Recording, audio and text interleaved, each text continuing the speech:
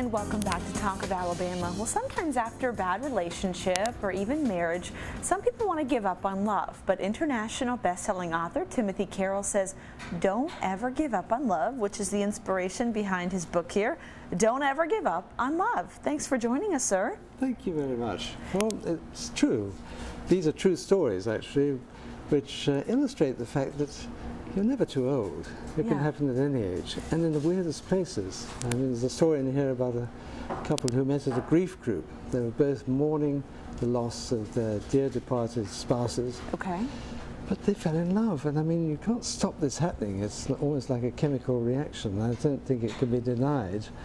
And they didn't deny it. In the end, they couldn't believe it, and they felt bad about it. But soon they found they had enough love for themselves and their departed spouses. You know, what's interesting about this book, it's really aimed at people that are 50 years old and older. So it's the senior citizens that you're targeting to say, listen, life has not passed you by. You may be a widow, you may have went through 1, 2, 3 bad divorces, but there's still possibility for you.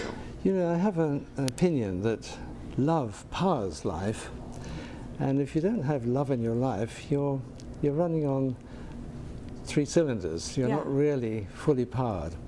And there's nothing like having somebody to share your life with and your love with to make your life truly worthwhile. And I think it's a great thing to do, to go out there and try and find your spouse. It's not going to happen overnight. You have to be adventurous and get out there. It's no good cowering away at home. Nobody's going to find you there.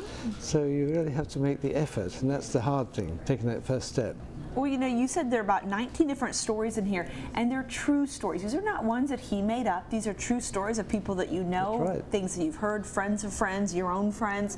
And so when you were getting this book together, were you actually inspired yourself again? I know you're happily married, you and your wife live in Atlanta, but were you inspired again hearing all these other people's stories? Oh, indeed. It was a great pleasure, actually. When I first started this, I thought, what am I doing writing about this? You know, a man like me, an old bloke.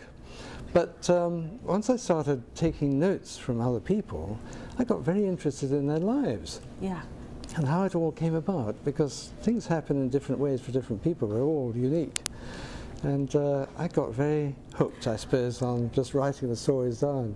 Okay, well, let's give this to our viewers at home. If somebody at home is watching now, or maybe they've got a mother, father, whoever, that's 50 or older, how do you go about meeting somebody? So that's part of the key. It's not staying at home. You've got to get out there. Give me some ideas, some examples for all of us to put into play. I would say do something that interests you, so you're going to meet like-minded people. Okay. Do activities that interest you, sports. It could be sports or painting. It could be going to the theatre. Yes, something that stimulates you and makes you happy. And then you'll meet people when you're at your happiest, and they're at their happiest, and they have some common bond. It won't automatically cause you to fall in love with somebody, but you'll have a good time and you'll make friends. And those friends know other people. So it's a bit like Facebook or something. It multiplies. People meet through old school reunions. They meet in a grocery store. They meet at bars, of course, and cafes. They get introductions from family and friends. There are so many different ways that this happens. The church, for example. There's a story in here about somebody who was widowed, and there was somebody who adored her in her church. But he couldn't do anything about it all the time she was married. But gradually, he was so helpful to her, she thought, what a nice guy. And things developed, you know, and she suddenly realized, oh, I hadn't realized I love this guy. Yeah, it's interesting. Timothy Carroll, this is his first book, and again, it's an international bestseller. You should have started writing years ago, Timothy. I sometimes think I should have done. I've written emails for years. In closing, how do people get this book? Is it online, Amazon? Where can you find it? Amazon, Barnes & Noble. It's online, of course. You can get it from my site, a signed copy. In fact, I'll sign it for you. And it's the title of the book. It's don'tevergiveUponLove.com. Okay, the information, no apostrophe. The information is at the bottom of your screen. Don'tEverGiveUponLove.com or Amazon, online, Barnes & Noble. You heard it. Again, best-selling book. You may want to check it out for yourself. Thank you, sir, so much for coming in. Valentine's Day coming up. I was going to say, a perfect gift for that, especially for mom and dad or whoever may need it.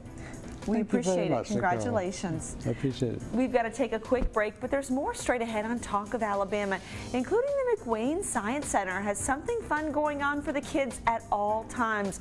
We're going to tell you about a beaker bash and how you and your family can take part in all the magic and wonder of science. And singer-songwriter Josh Brown is tearing up the music scene these days while keeping true to his roots. That's straight ahead on Talk of Alabama. We'll be right back.